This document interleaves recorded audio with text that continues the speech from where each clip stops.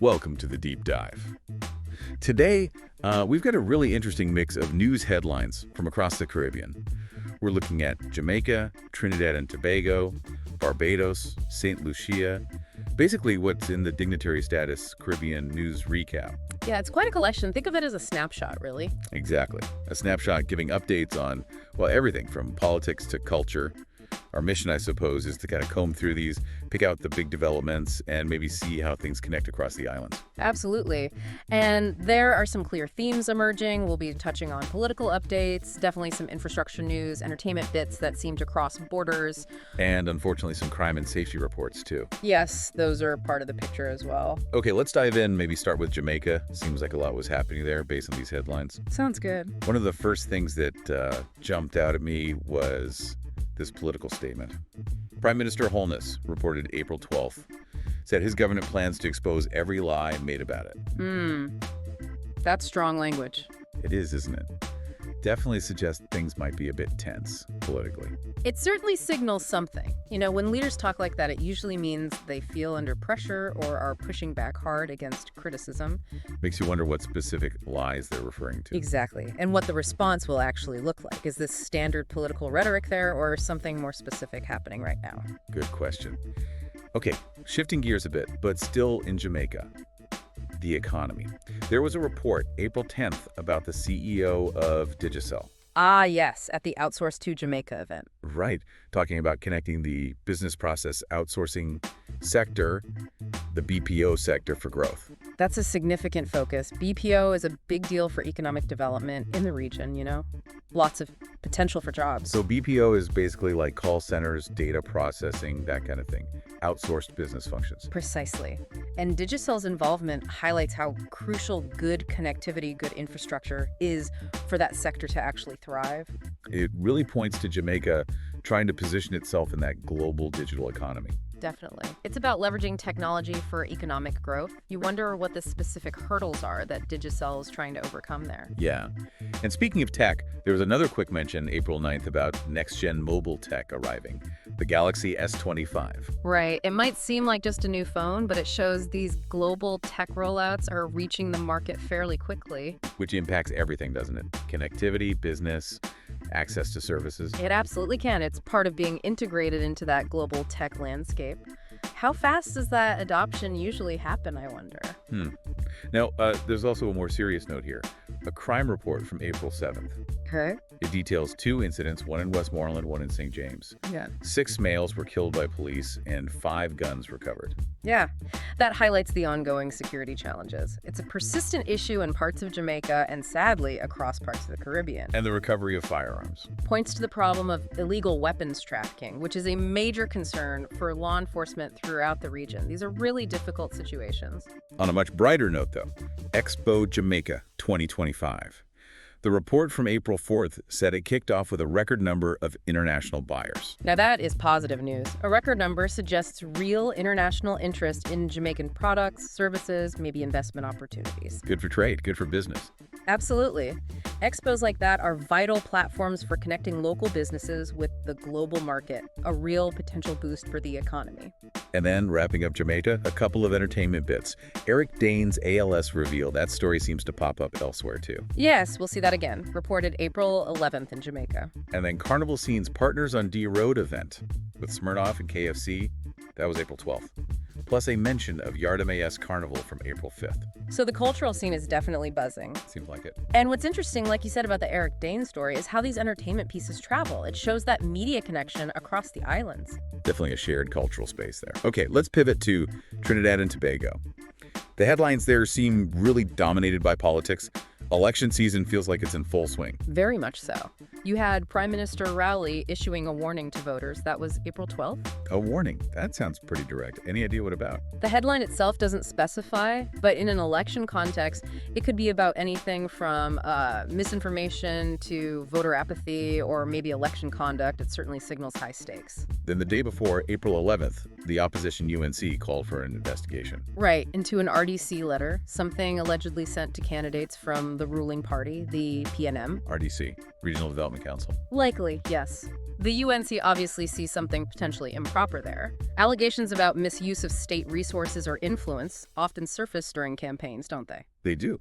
And still, on April 11th, presumably Kamala Prasad-Bisesar of the UNC, making promises. Yes, big ones. A $110 million potential payout mentioned for Coroni cane farmers. That's very specific, targeting a key group. And also plans announced for a steel pan manufacturing plant in East Port of Spain. Tapping into national culture there and local industry. Exactly. These are clearly calculated campaign promises aimed at specific voter bases. Cane farmers, cultural identity, jobs in Port of Spain. Classic election strategy, really. Pretty much. Then another political voice, Kesar, on April 10th, bringing up the Petrotrin closure, insisting the government was responsible. Petrotrin. That's still a huge issue, isn't it? Its closure had massive economic and social effects. So bringing it up now suggests it's still a major point of contention. Absolutely. It's clearly something candidates believe still resonates strongly with voters and could influence their decisions. Big questions about energy policy, economic management. Okay, stepping away from the direct electioneering for a moment, there was also some community development news in TNT. Yes, I saw that, La Jarqueta. So, turned for an $8.3 million community swimming pool, and a new secondary school approved for the same area. Both reported April 11th. That's good to see. Tangible investments in local communities, recreational facilities, education. These things matter for quality of life. Definitely.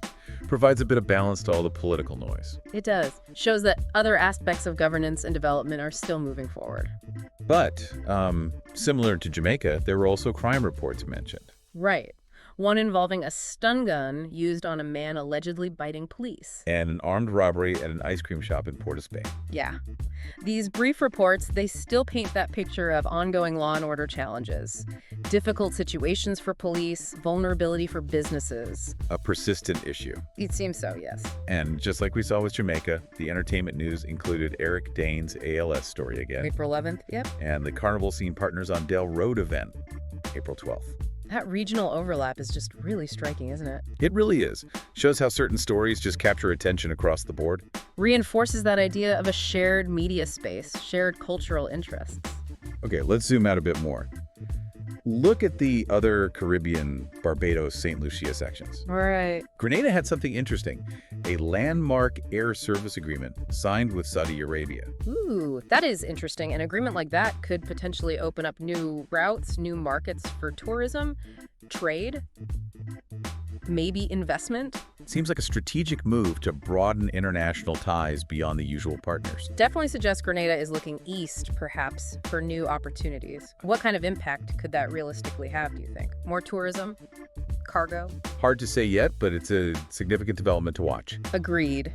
Then, a very different and tragic piece of news from the Dominican Republic. Yes, the roof collapse at that club. Horrific. The report from April 9th mentioned at least 113 deaths. Just devastating. Truly awful. It's the kind of tragedy that resonates across the entire region. Beyond the immense human loss, it raises serious questions. About building safety, right? Right. Regulations, inspections. Exactly. And emergency response. It's a terrible reminder of why those things are so critical. Absolutely. Now, for Barbados and St. Lucia specifically, the headlines in this recap were, well, mostly those recurring ones. The Eric Dane story again, April 11th. And the Carnival Scene event, April 12th. So for these two islands, in this particular news batch, it mainly reinforces that pattern we've been seeing. Shared media, shared cultural talking points. St. Lucia did have one unique item, though. The SRDF launching a community youth orchestra in Soufriere. That was April 9th. Oh, that's lovely. A positive community initiative focusing on youth and culture. Good to see that highlighted. Definitely a nice piece of local news. And in the sort of catch-all other Caribbean section, two slightly different items. Yeah, Cory Booker's record-setting U.S. Senate speech from April 2nd was included, which feels a bit outside the direct Caribbean focus. It does seem like an outlier. Perhaps it was included because of perceived relevance to political discourse, or maybe just broad interest in significant U.S. political events within the region. Hard to know the editorial reason.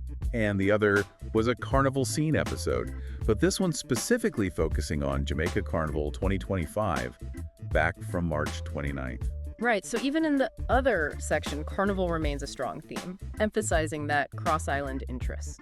Okay, so stepping back and looking at all these headlines together, what are the big themes, the connections we're seeing? Well, the entertainment and culture link is undeniable, isn't it? For sure. The Eric Dane news, the carnival events, reported in multiple places. It really highlights how interconnected the region is through media and shared cultural interests, like a common wavelength. Then there's economic development. Seems like a major focus, but approached differently. Exactly. You've got Jamaica pushing the BPO sector, Grenada signing air agreements. Expo Jamaica showing success in trade. It's not one single strategy, but there's a clear drive across the board for growth and diversification. Different paths, maybe, but similar It goals. seems that way. Then, of course, the political landscape. Trinidad and Tobago is obviously very active right now with the election context. Yeah, very intense there. While the specifics are local, the themes of political competition, promises, accusations. Those probably feel familiar across other democratic Caribbean nations too. It offers a window into regional political dynamics, even if TNT's situation is particularly charged at the moment. Right. And finally, we have to acknowledge the social issues. The crime reports from Jamaica and TNT. And that terrible tragedy in the Dominican Republic. They underscore ongoing challenges with safety, security, and sometimes infrastructure integrity. So it's a really complex picture that emerges, isn't it? It is vibrant, dynamic, lots of positive movement, but also facing serious, persistent challenges. So let's try to wrap this up, summing up this deep dive into the recap.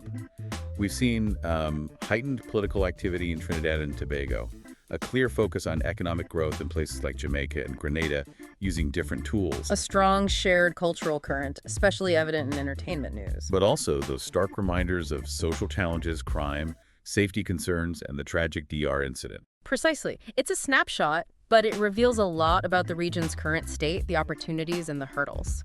Okay, here's something to maybe leave our listeners thinking about.